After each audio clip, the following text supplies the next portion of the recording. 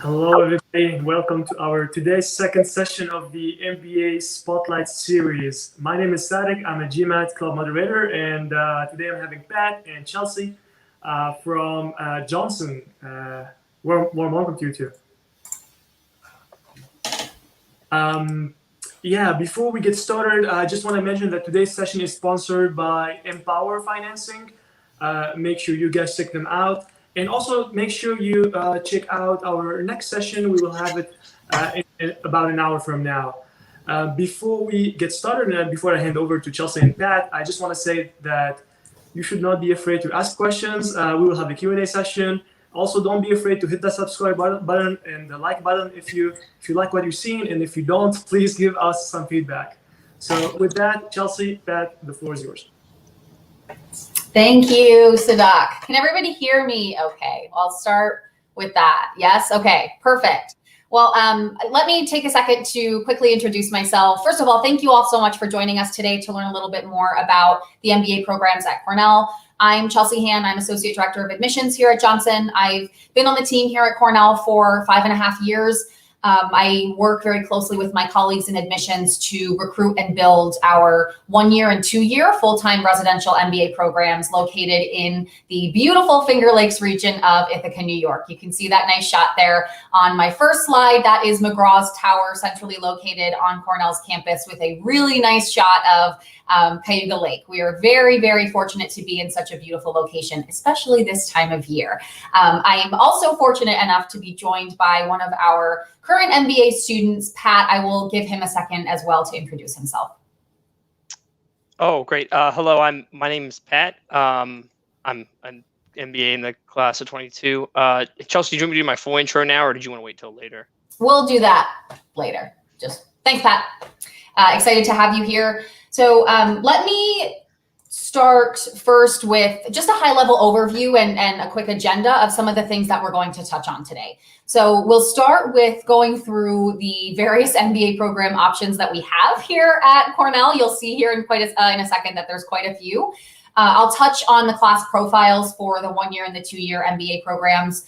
We'll touch on some curriculum and academic aspects of the program, the immersion specifically, and some opportunities to study at our New York City campus in Roosevelt Island. I will also highlight some career placement statistics and details. We'll hear a little bit more from Pat about his experience in the program, and then I will provide some next steps related to the application and admissions. Let me also just stop here and pause and let you know that you're welcome to ask some questions in the chat. I am also joined behind the scenes by an Assistant Director of Admissions here, Jade Kinsman, and she'll be on as well, helping to answer some chat questions in the Q&A. So again, let me just start by talking about the various MBA offerings that we have here at Cornell. The purpose of today's conversation is going to be specifically about the 2-year and the 1-year full-time residential programs in Ithaca, New York. You can see, though, that we have quite the portfolio of MBA program offerings here. We have a 1-year Cornell Tech MBA program based on our Roosevelt Island campus in New York City. We also have a number of executive MBA programs. We have a Tsinghua program that we have a joint program with Tsinghua based in China. And then there's also a number of dual degrees, sequential degrees. If you are interested in maybe a JD or industrial labor relations, engineering, or some other degree program in conjunction with the MBA, I would encourage you to take a closer look at those on the website. I'm not going to go into too much detail with those today, just because there are so many.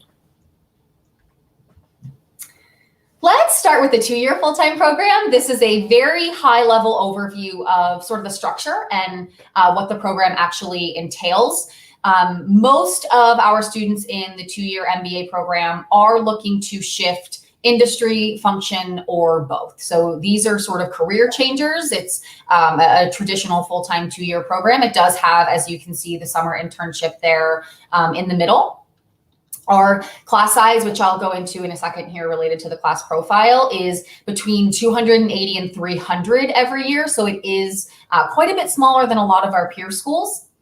The first semester is primarily the core. A lot of other business schools will sort of stretch that out over the first year. At Johnson, we only give you about 1 semester to get through the core. That's very intentional. We weave some of our leadership curriculum into that. You'll see sort of the first bullet point, leading teams. That's actually part of our leadership development program that we weave into the core curriculum.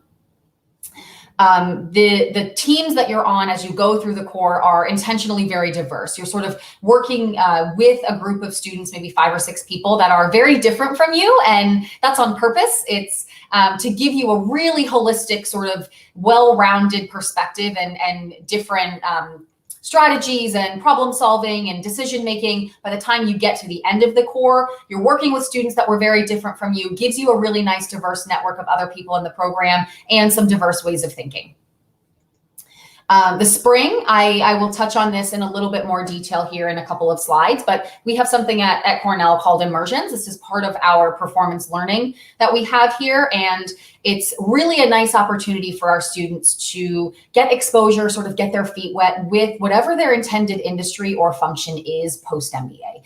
So I mentioned a lot of our students are looking to transition. They're looking to shift industry, function, sometimes both. Work in a new organization, a new company, maybe a new industry altogether. So this sort of immersion piece gives our students exposure to whatever the intended or targeted industry, company, or function is before you actually spend your whole summer doing that. We have 7 of them. Again, you do these in the spring semester just before your summer internship. Tease our students up to be more successful in their summer internship. A lot of them perform really, really well, helps with the transition into full-time job offers for post-MBA. Year 2, things get really fun and a little bit more interesting. That's when our students have a little bit more time to take on club leadership positions, become actively involved on campus. We have a number of different electives at Cornell. There's almost a full semester's worth of credits that you can take anywhere at the university that you want to. So it gets really, really flexible in your second year. We also have those New York City electives that I mentioned. I will talk about those a little bit more here in just a few minutes. Pre-COVID-19 and hopefully returning here in the near future is the opportunity to study abroad at one of our various partner schools globally. Students will also participate in lots of international study trips, maybe one of our leadership expeditions. And then again, we tack on a couple more pieces of the leadership development curriculum in the second year. Our one-year MBA program, I want to start by saying it's quite a bit smaller. I mentioned the 2-year program is somewhere between 280 and 300 people every year. The 1-year program is between maybe 55 and 70 every year. So it's quite a bit smaller. It also does require a professional certification or an advanced degree in order to be eligible. So a master's or a terminal degree or a CPA, CFA, or a PMP. The reason why is because this program is unbelievably intense. It is extremely fast-paced. The 2-year, just sort of an example, the 2-year MBA core is about 15 or 16 weeks. The 1-year MBA core is like 8. So it's about cut in half. It's really, really quick. So the 1-year program actually runs May to May. The core takes place over the summer. You'll see that sort of stretched out between May, June, and July. The fall and the spring, our students will primarily enroll in various electives. They can take classes in their last semester at the New York City campus and take advantage of some of those electives if they want to. We also will weave in lots of our leadership development curriculum. And in the fall and the spring is primarily when our 1-year MBA students will be actively involved in club leadership, different organizations, community service, and extracurriculars. I also just want to note that the 1-year MBA program you will see here does not have an internship. And so the 1-year program is really not intended for students that are looking to make really heavy or drastic changes in industry or function. because it doesn't have that internship. So students in the one-year program typically like the industry or the function that they're in. They maybe just want to take a quick year off and then jump back into their industry and maybe move into a management position. The one-year program also does work really well with a lot of our dual degrees that we have at Cornell. So that's another thing to consider if you're looking at some of those dual degree options. Many of them may actually be done in conjunction with the one-year MBA program rather than the two-year MBA program. I mentioned class profiles, so let's take a quick look at who it is that comprises our two-year and our one-year MBA program.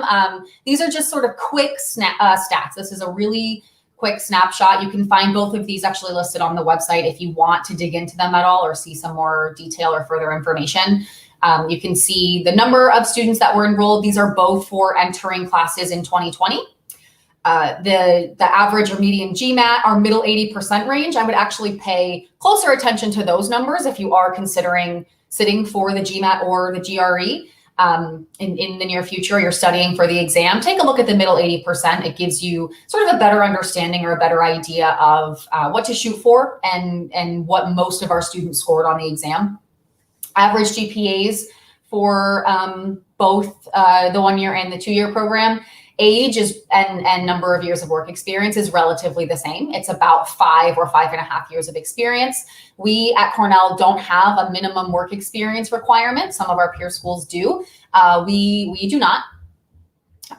Percentage of diversity stats, women, U.S. minorities, underrepresented minorities, and then our domestic international split you can see, and the very diverse number of countries that are represented in both of those programs. So if you do have further questions about the class profiles, don't hesitate to let me know. The one takeaway and tip and piece of advice that I would like to share is that if you don't fit in some of these statistics, don't let that discourage you and don't count yourself out. These are just averages.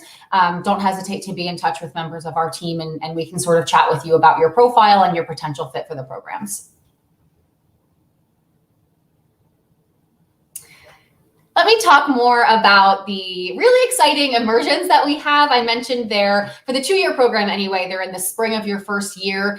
Technically, that's true for the one-year program as well because it runs May to May, but these do take place in the spring. I mentioned that it's a really nice opportunity to expose our students to their intended industry or career interest post-MBA. The goal of the immersions is to tee our students up for success in their internships. The other sort of advantage that I like to talk about related to the immersion is actually the network of students that you're working with. I mentioned earlier that the core is done with very diverse students. The teams are intentionally 5 or 6 other students in the program that are very different than you and have very different backgrounds. So that will give you exposure to that sort of network and those students in the program. The immersion is a really great opportunity for you to be studying and working alongside students that are recruiting for something similar to you. They have maybe not the exact same company or function interest post-MBA, but it's something similar. And so this will put you with the students that are giving you a really nice supportive network when you're recruiting and interviewing for your internship over the summer. The immersions include integrated course and field work. They provide intense hands-on experience. You're coached by business practitioners. You're working under actual business conditions. Oftentimes our students are paired with a company or an organization and they work with them throughout the semester on some sort of case or problem or issue that the organization needs help solving.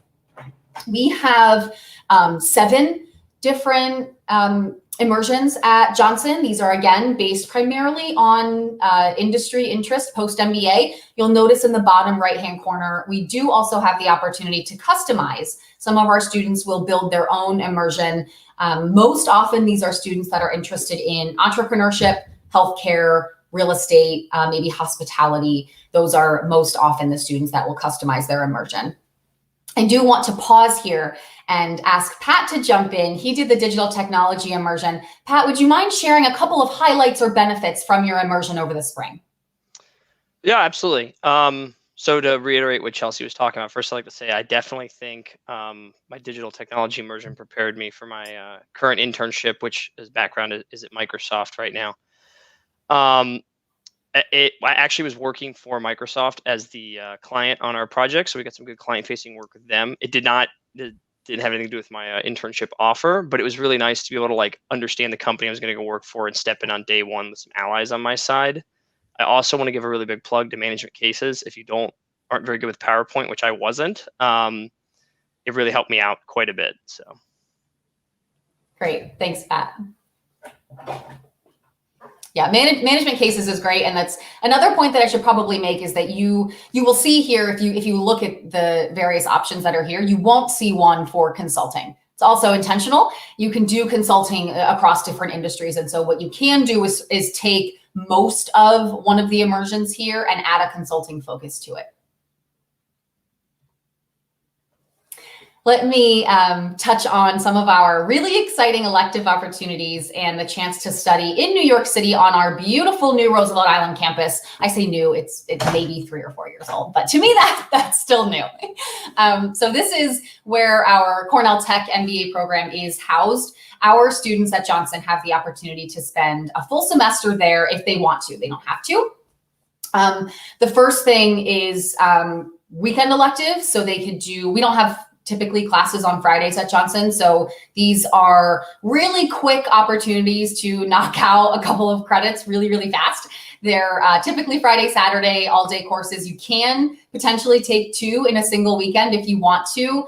The types of classes that you can take are super interesting. So you'll find things here that maybe you won't find at a lot of other schools, things like cryptocurrencies, cloud computing, design thinking, digital leadership, designing data products. The New York City campus has a really strong sort of innovative, entrepreneurial, startup-y sort of feel to it. Lots of things related to tech, artificial intelligence, blockchains and cryptocurrencies, FinTech. It's really, really exciting, very interesting. So our students in their second fall semester, or if you're a 1-year program in the fall semester, can take the opportunity to spend a weekend in New York City doing some of these electives. The other option is to spend the full semester in New York in the spring doing a 7-week intensive. We have 2 right now that you can choose from. The first is FinTech, well, I will touch on here, and then I'll talk about digital marketing in just a second. So both intensives are 7 weeks. They do overlap, so you can't choose both. They take place the first 7 weeks of the spring semester. The FinTech Intensive, really, really exciting. I think it's really innovative. We're sort of at the cutting edge of being able to offer something like FinTech and talking about blockchains and cryptocurrencies. It's very new, so it's not likely that you'll find lots of tenured faculty that have been sort of researching and studying this for 50 years. It just hasn't been around that much. So the goal and sort of the foundation of the FinTech Intensive is to teach our students how to essentially speak the language, how to talk about FinTech, how to have a conversation about it. It exposes our students to startup ideas, ventures, tech applications in financial services. Most of the classes here are actually co-taught by one of our Johnson MBA alums that are working in FinTech in New York City. They'll come in maybe once a week and help co-teach some of the classes. So the things that our students are learning are very much sort of real time on the ground. They're sort of happening real time. So I think that's really interesting too. It's not really case-based. There's 4 required courses that take place over those 7 weeks. Some of the sample courses there are listed for you: blockchains and cryptocurrencies, business models, the FinTech practicum, and then there is also a group field project. Our students also had access to some of the incubators at Citibank in New York City. Super, super interesting. I mean, if you're interested at all in FinTech or learning more about it, this is a really nice opportunity to dive into it for 7 weeks. The second intensive is digital marketing. It immerses students at the intersection of brand strategy, creativity, and big data analytics. So if that's something that maybe you're looking to hone in on a little bit, especially the big data piece and analytics, the digital marketing intensive is a really great opportunity to do that. There's 3 required courses in the digital marketing intensive that take place over those 7 weeks. some of the courses that you would take: digital marketing platforms, strategy, creation and measurement, digital marketing analytics, and then again, there is a group field project.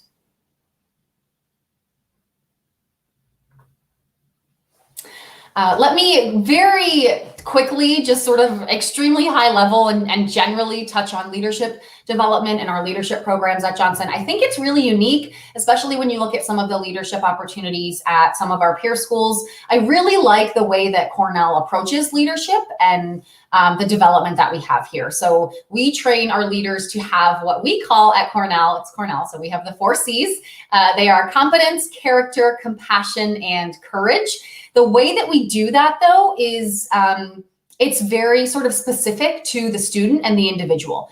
If you look at the leadership development program at lots of schools, it's very sort of cohort-like, and they train leaders to be the same type of leader when they graduate. Johnson is very good about working with our students to make sure that they're developing into the type of leader that is relevant and important to them specifically.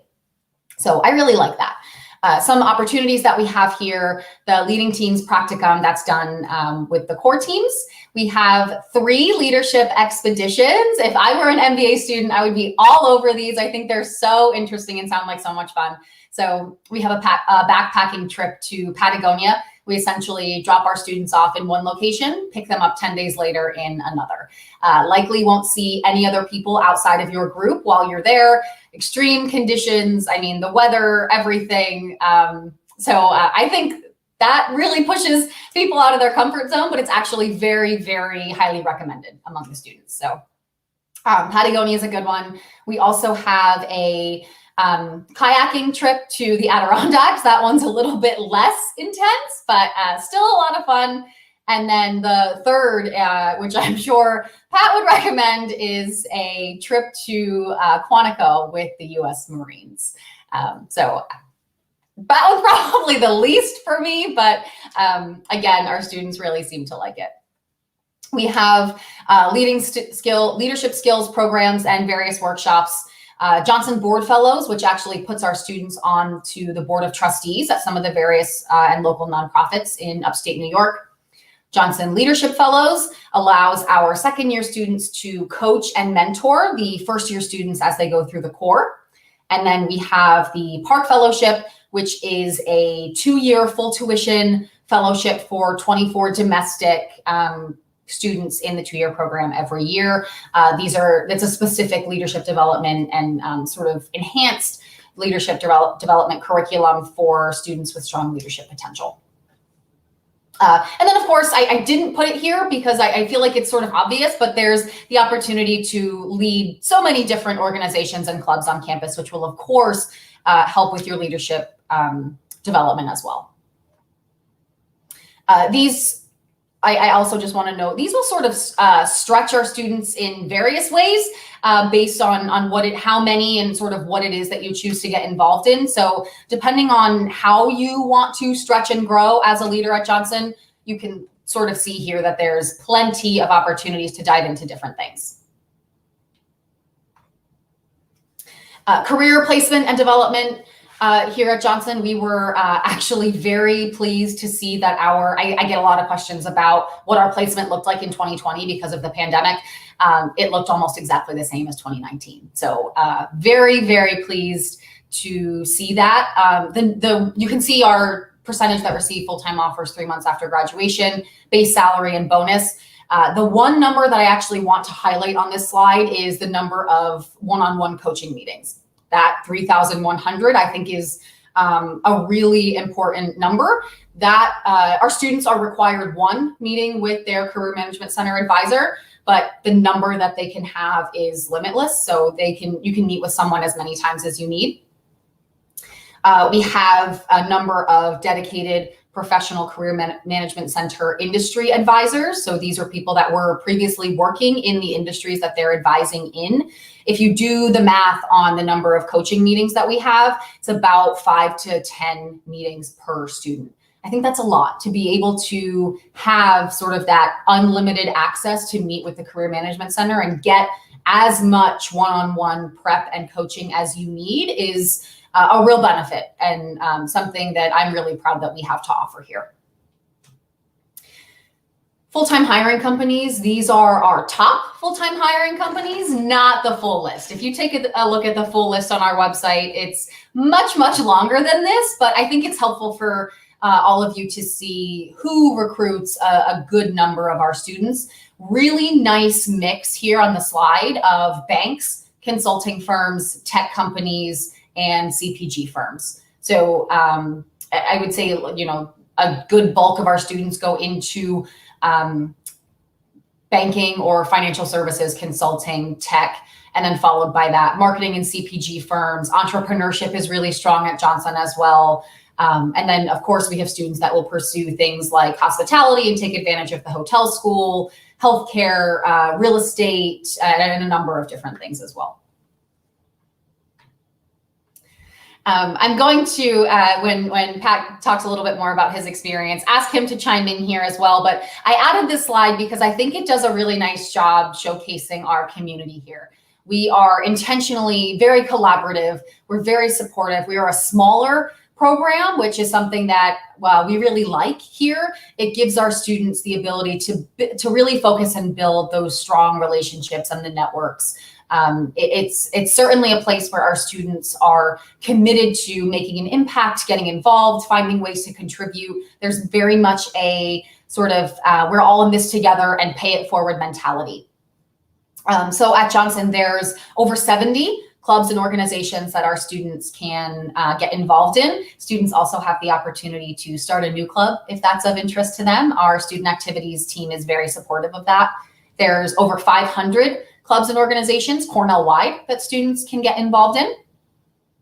I also just want to quickly mention Joint Ventures, which is our organization on campus for partners, families, and spouses. And so they are very much as integrated into the community at Johnson as our full-time MBA students. If I mention Ithaca generally and what it's like to live in Ithaca, Ithaca has a really strong arts, music, festival, sort of cultural events type of scene here. We have more restaurants per capita than New York City. So if you like food, chances are you can find something different and it'll be pretty authentic and pretty good in Ithaca.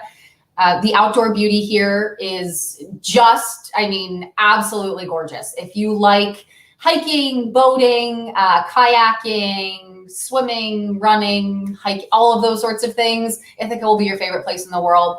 There is also a ski resort just about 20 minutes away. Most of our students who are very avid skiers or snowboarders, though, will take trips up to Canada or out west to Park City or somewhere in Colorado. Outside of Napa, California, Ithaca is the #1 wine region in the country. So if you like wine, that's my personal favorite activity on the weekends. I like to grab some friends and go do some wine tastings. And then the last thing I'll mention is also tied to joint ventures related to families. Ithaca is very safe. It's a great place to bring your families, your friends. There's a lot here to do. The school systems are great. So also take that into consideration as well. Here's what I found. I will wrap up what I was talking about here related to the curriculum, career placement, and the community. And I will turn it over to Pat Shaffer to talk more about his experience at Johnson. Very glad to have you here, Pat. Oh, thanks, Chelsea. I'm super glad to be here. So just a little bit about me. I graduated from the United States Military Academy at West Point in 2012. I got a BS in IT. Which sounds funny. I did 4 years on the Army Bomb Squad and then 4 years in supply chain management before transitioning to Johnson. Currently, I'm a Microsoft product manager. They call them program managers, but it is a product management role as an intern, working on a project for government customers in Azure Marketplace. And when I think about, why I chose Johnson for my MBA, I think it was two things. First, the smaller classes in the remote area, as Chelsea mentioned, give you a lot more opportunity for community. And second, I think that there's a pretty serious commitment to diversity and inclusion here. I'm the president of the Association of Veterans, which is one of the D&I clubs, and I'm on the Diversity Council as part of that role. And I do think there's a big commitment to that here. So it's kind of the two big things. If you want more community and a little D&I, those work well here. As far as clubs and organizations I'm involved in, I'm the president of Johnson on Tap, president of Association of Veterans, co-founded the Cyber Club, and sorry, I lost you guys for a second. And I am also the president of the Canada Business Club, and I'm on Johnson Board Fellows, working with Hangar Theater, which is a nice segue into like kind of the fun stuff to do here. Hangar Theater is like a local community co-op, nonprofit theater. I don't want to say co-op, but it's really, really cool. And so I'm glad to be working with them, and I'm glad I'm going to the shows and stuff now. So it's a lot of fun. More things to do in Ithaca. I actually live downtown right off of this place called the Commons. So it's like a nice little like outdoor park where you can like stroll, or outdoor like shopping center where they've got like lots of like local stores and stuff that's kind of nice. And then I'd like to leave you guys with 3 big tips, I think, for like researching business schools or applying in 2022. The first one is you should talk to a person at every school you're applying to. Most schools, I know Johnson for sure, but most schools are probably very eager to talk to you if you reach out to the people who are in charge of the clubs. I talk to probably 2 candidates a week just from people who reach out to me. Take your GMAT GRE exam early. You're probably going to want to do it twice. I don't know if you're like me, but like I wanted to do it twice. And there's like a recruiting timeline cycle that you need to be very cognizant of as you're applying to schools. And then my last piece is maybe a little bit more controversial, but I encourage you to forget about rankings for a bit. If there's a school that, let's say Johnson ranks higher than, but you like another school better, I'm not trying to encourage you to go other places, go to that school. Go to the school that the culture fits you best. And I would do that independent of rankings. They're certainly important, not arguing they're not, but I don't think they're as important as the individual culture and your fit within that community. Thank you, Pat. I love that advice. Everyone, I hope you wrote that down. Remember that. So we've sort of given you a high-level overview of the curriculum, leadership programs, career placement here at Johnson. You heard from a current student, so what's next? How do I apply? So our application at the moment is actually down for updates for 2021-2022 application cycle. So I do have our deadlines for next year's entry. If you're interested in the 1-year program, we have a priority review application deadline, which we call early action, coming up on September 8th. That will be the first opportunity to submit for consideration for the 1-year program. The next is October 12th, January 5th, and then we will accept applications after that on a rolling basis until March 8th.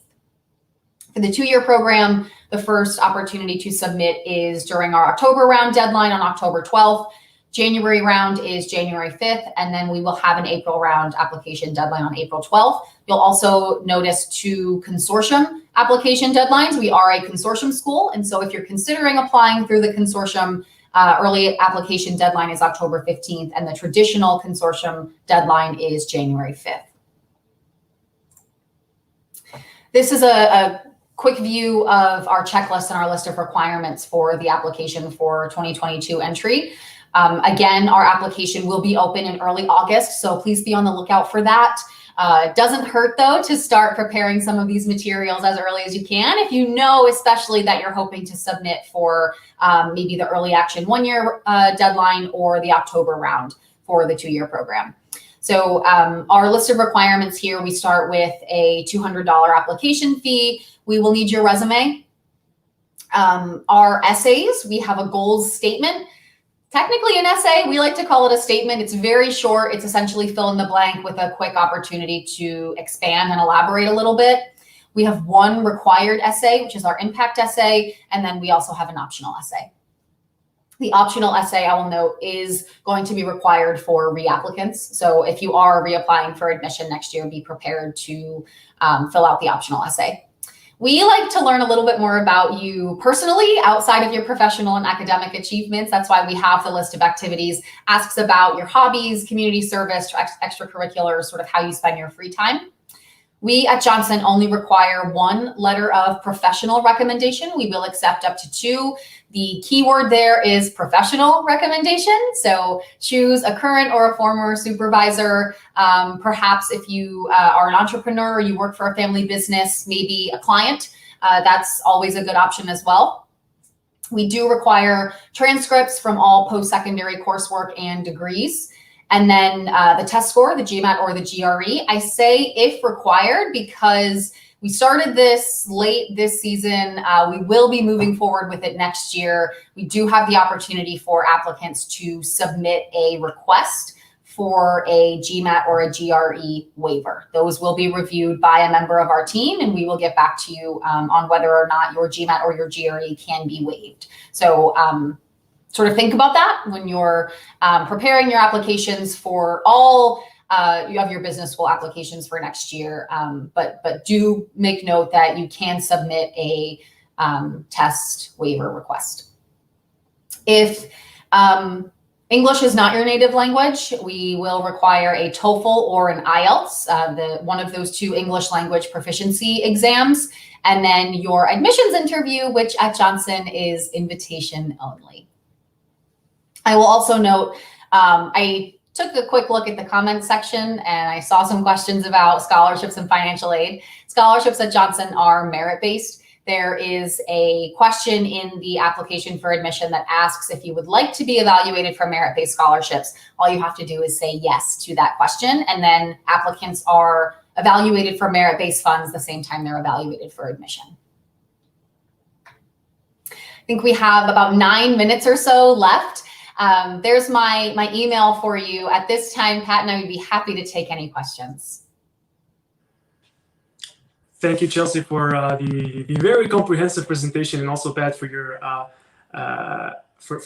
tips regarding applications, regardless of whether it's for Cornell or for other schools. I think Jay did a very great job answering most of the questions on the YouTube channel. There are few ones that maybe are a bit more complicated and require perhaps your intervention. So I'm gonna pop a couple of those in here. The first one is from a profile that is maybe similar to yours, but so it's Sonic. He's a veteran of from another country, and yeah, asking if is the 1-year MBA or the Tech MBA better for him? What is the right GMAT score? What is the right set of experiences? Perhaps Chelsea or Pat, could you answer this? Yeah, I can certainly start. And I would say when you're sort of thinking about which program would be the best fit for you, what veteran or not, I would say think about it related to what you're looking to do post MBA and which program at Johnson would actually be the best fit to help you get there. So I noted that the 1-year MBA program doesn't have an internship, meaning it's really not suited for anyone looking to shift industry or function or drastically change their careers. If you are looking to do that, maybe the 2-year program would actually be the best fit for you. Pat, do you have any other sort of tips or anything you would like to share, especially related to those with a military or a veteran background? I was going to say the same thing, Chelsea. I think that I probably wouldn't be getting the full-time offer I hope to be getting if I hadn't had the internship. It's a big swing to leave the military and then to try to go into the civilian world. It's not. I don't think it's undoable in the 1 year, but I generally recommend to vets to try the 2-year out instead. That makes sense. And would you think that although the work experience is 15 years, do you think that's still possible to secure this, at least the admission to the 2-year program? I think if you say something, well, I'm sorry, I can't speak to admissions here. Sorry, so I'll let Chelsea talk. I don't know anything about that. No problem. I'd be happy to hear your sort of thoughts and suggestions, Pat. But from an admissions standpoint, what I would encourage you to do is think a little bit more about why now is the right time for you to pursue your MBA and why the specific program you're applying for is the program that you need. Anyone with over, I would say 10 or 12 years of professional experience, at that point, they're probably best suited for an executive level MBA program. And the reason why is because where they're at that point in their career is oftentimes more advanced than the types of roles that companies are recruiting for out of the 2-year full-time program. So if you need to think about that, if that's the type of role that you're hoping for post-MBA, then maybe the full-time program is the best fit for you. Just tell us a little bit more about that and explain, probably in your optional essay, maybe in your admissions interview with your application. All right, thank you for that. Another question from another profile. So Cornell is famous for hotel management, and Sushant is asking if, how exactly would the MBA help her to, or him? I'm sorry, I can see the thumbnail, to transition to this field. Hospitality specifically is actually something that quite a few of our students are interested in because of Cornell's hotel school reputation. We're actually fortunate enough to be joined with the hotel school as the College of Business. They are sort of our sister school, meaning that our students have access to their classes, career management center, and lots of their resources. So if you are interested in hospitality, Cornell's probably not a bad option.